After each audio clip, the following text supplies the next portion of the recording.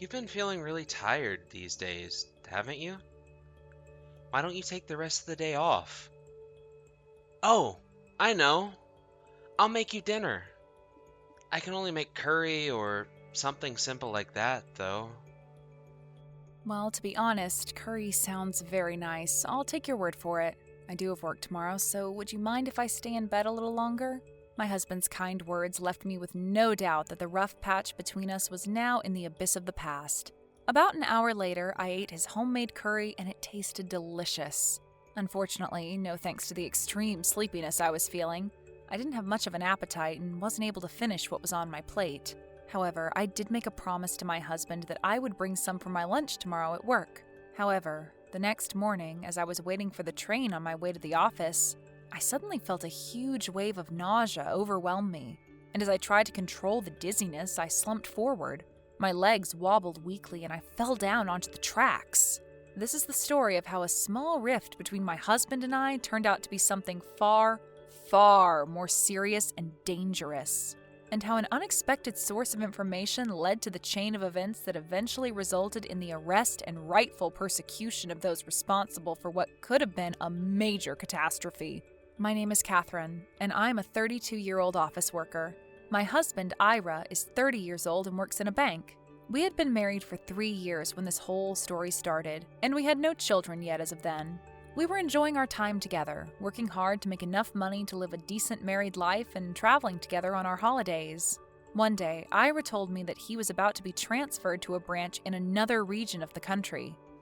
I say transfer, but it's more of a promotion than anything else. If I'm offered the job, I'm sure I'll be on the track towards more success, which means a better life for us. That's awesome, honey, but that'll mean I'll have to go with you so far away. I wonder what I'm going to do for my own job. I know you're worried about the suddenness of all this, but you have to understand, if I move out of here and leave for my new job if I get it, I'll have less credibility, which will mean I'll be less likely to be considered for the ideal candidate for the job. I'm not the only one shooting for this position. I have a few competitors who are as eager as I am about it. And you know me. Once there's competition, I can't let anyone beat me, or in this case, us. I'm going to do whatever I can to get this position, and I hope you'll be beside me every step of the way. He was right. I knew Ira, and if there was one thing about him, it's that he would either achieve a particular goal he set for himself by doing everything he possibly could, or die trying. I knew better than anyone that his desire to earn this promotion over the rival candidates was paramount. And he had a point when he said he hoped I would be with him for every step of the journey. I loved him so much, and if it meant that we could have a better life together as a married couple, I would also do everything in my power to help make it happen. So I decided to resign from my job and go with Ira once he got the promotion. Okay, honey, I understand. I'll resign from my job and go with you when you get the promotion. Thank you, honey. It really, really means a lot. Besides, I don't think you have anything to worry about regarding money. You have some passive income rolling in from real estate, right? Yes, I do, and that's going well, so I guess I'll be fine for now. When I was still a bachelorette, I inherited a small rental apartment in my grandfather's hometown, along with nearby fields and other pieces of land from his will, but at the time, I kept it without much value and left it to my parents to manage. My parents ran a family real estate business and were relatively wealthy, so even though Grandpa's property was not very profitable at first, they took good care of it because of their attachment to their hometown. However, a few years ago, the price of the land in my name skyrocketed due to the active development of local land. So my parents recommended that I build a new tenant building to generate income while contributing to attracting businesses in the area. Thus, I was able to retire and remain financially secure thanks to passive income. At the time, when we decided to build a new tenant building, we decided to obtain a loan from the bank to start construction, and I volunteered to be in charge of arranging for that. Ira was in charge of the entire procedure, and that's how I initially met him. Although he is younger than me, he was very attentive to the flow of money and the procedures for obtaining different kinds of loans, and I couldn't help but respect him because of how knowledgeable he was of his domain of work. We exchanged contact information for professional purposes at first. He might have questions about some specifics, and I might have some additional details that I'd overlooked. and we messaged each other at least once a day, keeping active communication between each other and making sure that everything was going smoothly. But eventually, as the arrangements for the loan came to a close, what initially were thank yous and goodbyes turned into a conversation about personal things, like hobbies. That's where we discovered we both had a burning passion for road trips.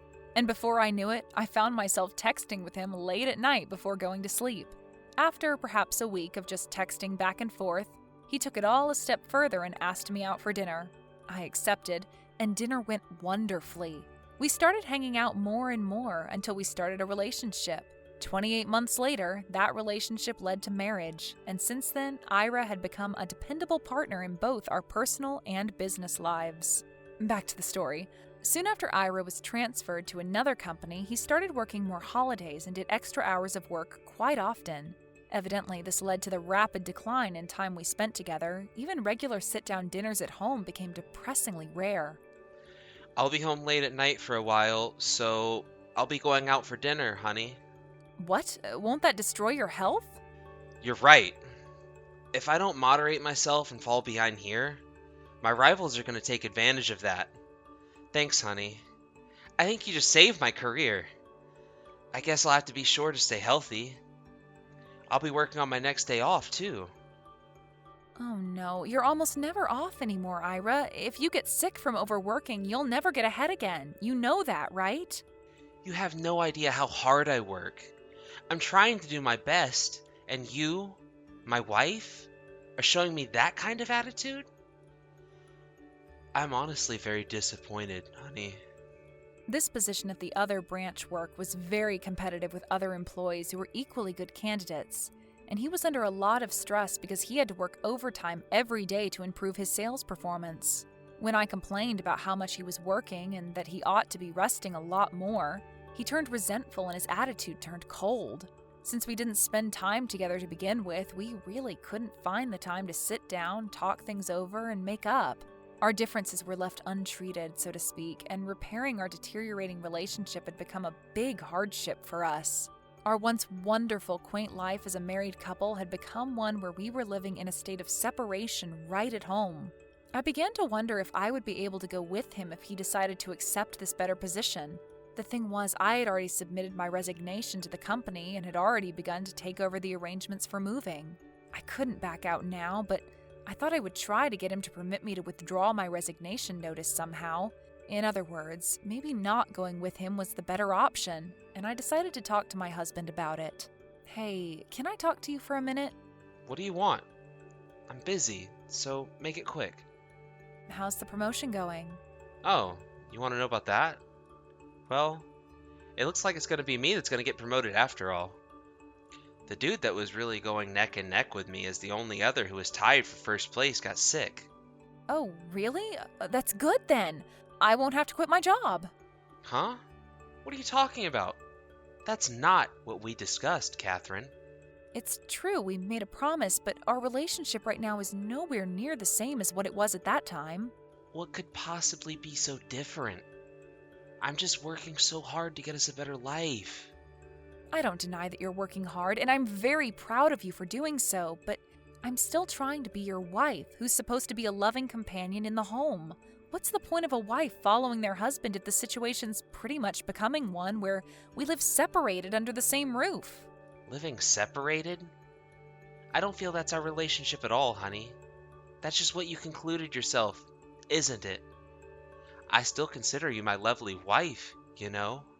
If you think I'm your wife, then tell me how much time you've spent with me in the last few months. Tell me what time you've been home every day, and when you haven't had to work on a holiday or stay overnight at the office. That's my job. That's what I'm expected to do for a little while. I can't do my job properly if I'm blamed for every little thing. What if that little while, which I'm assuming means a few months, maybe a year or two, becomes a decade, 2 or more?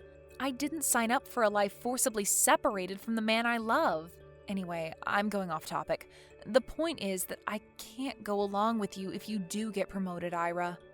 Don't be so selfish. If you keep this up, we'll end up breaking up because of you. Are you really telling me you won't mind if that happens? Why is it my fault? Everything I just said is not selfish at all. It's because you work too many overtime hours and too many holidays for us to keep what we have alive. So if you want to blame someone else, your workplace seems to be the best place. Oh, enough, Catherine. Don't be so dramatic. How in the world would that be the fault of my workplace? You haven't had a single day off in over 6 months. I know so because I've been marking my calendar. That is absolutely crazy. If this ends in divorce, I'm suing your workplace. That's... Now, wait a minute, Catherine. Calm down. I was just trying to prove a point to him by using the idea that I would sue his workplace if this kept up, but he was getting visibly anxious for some reason. And it made me wonder if that was the key to turning the tables in my favor here. I mean, you've been ordered to work overtime pretty much every day and on your days off, haven't you? I mean, it's not like you're using work as a cover-up to something else. You're not going around gallivanting, are you? Don't be ridiculous. You stated your case, honey, and you make a good point. I'm going to start spending more time at home. But please, let's just stop the arguing, okay? If that's your intention, I'm fine with it. After that argument, Ira suddenly became a lot kinder, and he started coming home earlier, having dinner with me, and taking the initiative in cleaning up after us. On weekends, he would plan day trips to the mountains or the ocean, and he became more proactive about getting our deteriorating relationship back on its feet. I was more confused than happy, to be frank, but I told myself that he was finally making an effort, so I should be honest with him too. On the day of a particular day trip, we started driving to the mountains, but I fell asleep after drinking a cup of coffee that he had bought at a little diner along the way. We had planned to go hiking on a gentle trail that day, but my legs felt wobbly after waking up from my slumber when we arrived, and I felt too ill to walk properly. Well, here we are. It's a beautiful day, isn't it? Hey, I am still kind of groggy. I think I'll just rest a little longer. We're wasting time, honey. We should get going. It's gonna get dark soon, and after a short walk, you'll feel awake again. I honestly don't think so. I don't think I can even stand, Ira. I'm just so sleepy. I'll hold your hand and we'll go for a little walk. We're here anyway. I suppose it would be a shame to waste a trip. However, as we were walking along the trail, hand in hand, my own mind in a daze, a local tourist guide with a sign on his board came up to me and strongly warned me that I would slide off the cliff if I continued on my way in this condition. Ira reluctantly complied with the warning, and I walked back to the parking lot with him holding me by the arm. I was sound asleep the moment I sat back down in the passenger seat, and I slept the whole way back. Along the way, I dreamily heard him talking on the phone with someone. Oh, I failed this time. She was so conspicuous with how groggily she was walking. Maybe I put in a little too much. I vaguely wondered if he was talking about work, but even my nauseous, sleepy self knew that there was something unnatural about the conversation. When we arrived at home, I ended up sleeping until the next morning. When I apologized to Ira for ruining his day off, he didn't seem to be in a bad mood and instead said, You've been feeling pretty tired these days, haven't you? Why don't you take the rest of the day off? Oh, I know. I'll make you dinner. I can only make curry or something simple like that, though. Well, to be honest, curry sounds very nice. I'll take your word for it. I do have work tomorrow, so would you mind if I stay in bed a little longer? Of course not. You rest however much you want, honey. About an hour later, I ate his homemade curry and it tasted delicious. Unfortunately, no thanks to the extreme sleepiness I was feeling, I didn't have much of an appetite. I wasn't able to finish what was on my plate. Since it was homemade curry, I decided to take it for tomorrow's lunch. So I secretly put it in Tupperware and put it discreetly in the refrigerator while he was out of the kitchen. The next morning, I still felt pretty sluggish, so I overslept and had to rush to work before I had time to eat breakfast. While standing on the platform as I was waiting for the train on my way to the office, I suddenly felt a huge wave of nausea overwhelm me. My eyes started to swim, and as I tried to control the dizziness, I couldn't stand still and I slumped forward. Then I felt a tugging sensation on my foot and I completely lost my balance. And I felt my body floating in the air. I then heard screams all around me and I came to my senses. I felt strong pains all over my body as I felt my knees, elbows, and most other bones slam against the hard steel frame of the train tracks below. I looked up and saw what appeared to be a station attendant screaming and offering his hand to me. In that split second, my senses returned completely, and all feelings of nausea and overwhelming sleepiness disappeared as I stood up quickly and grabbed the station attendant's hand. Several people around me grabbed my arms and clothes one after another and helped pull me up. As I was pulled up, a train came in to graze my back. My life was literally saved in such a critical moment. "Thank you so much," I muttered and passed out. When I came to, I was almost immediately questioned by my doctor at the hospital about my state of consciousness and physical condition. In particular, he persistently asked me what medications I was taking, but I had no way of answering because I simply didn't take any regular medications whatsoever. However, the doctor, whose name was Dr. Cromwell, told me that there was an abnormal value of an unusual substance in my blood. There is evidence of a recent overdose of a certain narcotic in your blood, Mrs. Brennan. It causes side effects such as drowsiness and muscle weakness. I was very surprised because I don't remember taking any drug even remotely similar to what he described. Do you remember what you ate in the past 2 days? I tried to remember, but I explained to the doctor that I had not eaten anything except curry the day before and coffee the day before that. And as I told him this, I thought of a chilling possibility. And as it engulfed my mind with a firm grip of certainty, my hands started shaking.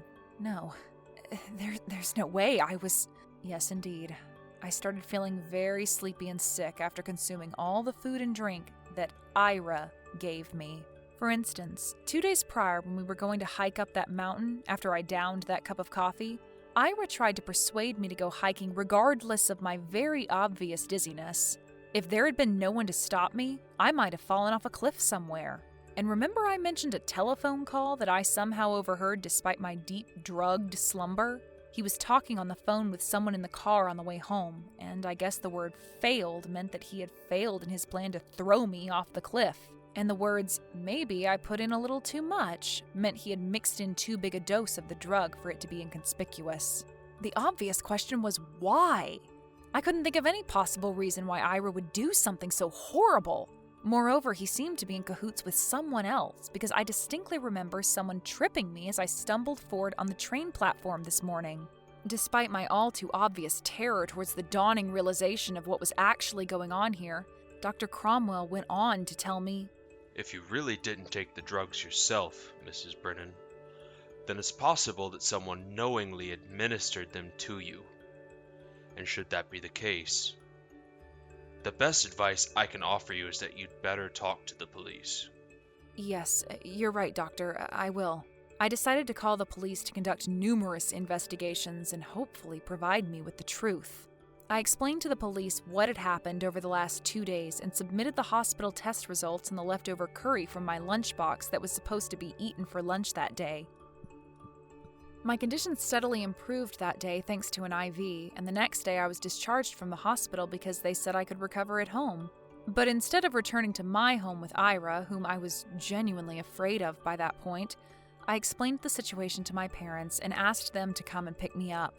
Needless to say, my parents were shocked when I told them the story, and rushed to pick me up almost immediately. But they were skeptical about my story. I mean, who wouldn't be? I then called my husband, pretending that I hadn't come to any conclusion so as not to arouse his suspicion. "Hey, honey, looks like I'll be going away for a few days. Sudden onset business trip." A business trip? Okay, I got it. By the way, did you notice anything unusual today? How are you feeling? I figured that if he knew what had happened at the station, he'd be suspicious if I blurted out that nothing had happened, so I explained. "So I still feel really sleepy, and I didn't know I could fall asleep standing up, but I did. I fell and scraped my leg." Are you alright? "Of course, I'm fine, honey. Nothing major at all." Okay, thank God. Well, good luck with your business trip. "I'll do my best." I hung up the phone and sighed. This would be the last conversation I would ever have with my husband. I decided to report sick to work, stay at my parents' home to recover fully, and wait for the police to contact me. Later, the police arrested Ira, and I, as the victim of attempted assault, was escorted to the police station to answer questions. The officers were all very kind, particularly Officer Malroy, who offered me a cup of cocoa and told me exactly what happened during the incident. It turned out that the curry my husband had made had been laced with an excessive amount of a certain narcotic that matched the one that had been administered to me and found in my bloodstream. The drug was called topiramate, better known as Topamax, and it's often used to prevent seizures and treat severe migraines. It's a drug that must be prescribed by a medical expert. The problem was that Ira had never been prescribed such a drug, so the police searched around his social circle for someone who could have been using the drug, and they identified a coworker who was a regular user of the drug at the same place of his employment. Remember when Ira had mentioned his #1 competitor had fallen ill? Well, it was him, whose name was Mr. Edward McCullen. He had become ill with stress-induced migraines, dizziness, and other symptoms, and he was prescribed with Topamax to cope with them. He testified that Mrs. Cullen, his wife, had stolen his medication, and he recognized the bottle in which he stored the pills. This alone revealed Ira's adulterous relationship with Mrs. McCullen, and in turn, clearly revealed Ira's motive for committing the crime. My husband had been cheating on me by lying to me about working overtime and working on holidays. And when we had an argument by saying I was going to sue his workplace, I would confirm his working situation with his boss. He essentially panicked because he knew that his adultery was going to be exposed if he didn't take action. Divorce was not an option for him because of his promotion and career prospects. He instead decided to get rid of me entirely. He was going to push me down the cliff on the mountain trail, and when that failed, he probably planned to fake a train accident next. With me gone, he thought they could take possession of my real estate assets and continue his affair with the woman. The proof of their collusion was the audio recording of Ira on the car camera, and the security cameras showing someone who looked a lot like her tripping me on the station platform just before I fell onto the tracks. My parents and in-laws were shocked when they found out all the facts and urged me to divorce Ira. They were indeed in disbelief when they found out he was arrested, but now they understood that divorce was unavoidable because the charges were expected to be more serious than assault. Plus, his affair had been exposed. My in-laws have apologized to me and have agreed to pay my alimony on his behalf. I cannot forgive that bastard, but I felt sorry for Mr. and Mrs. Brennan, who were both very troubled because their child had become a criminal. I decided to file a claim for alimony and compensation through my lawyer. According to the lawyer, Mrs. McCullen was also receiving demands alimony from her own ex-husband. Both of them will have to pay a hefty amount of money as well as prison time, which will be a huge burden and inconvenience to their parents, siblings, and relatives. I feel lucky to have escaped from their terrible schemes, but I will not be able to heal easily from the heartbreak of being betrayed by someone I once loved and trusted. I decided to resign from my current job, move to my grandfather's hometown, and get serious about attracting companies to the area by managing and promoting the tenant building. Thanks to its popularity, I'm actually planning on expanding the complex in a few years, and that could really help revitalize the dwindling town. I'm sure Grandpa will be happy to see his hometown come back to life from above, so I'm going to do what I can to live my life well and happy as I strive to realize that dream.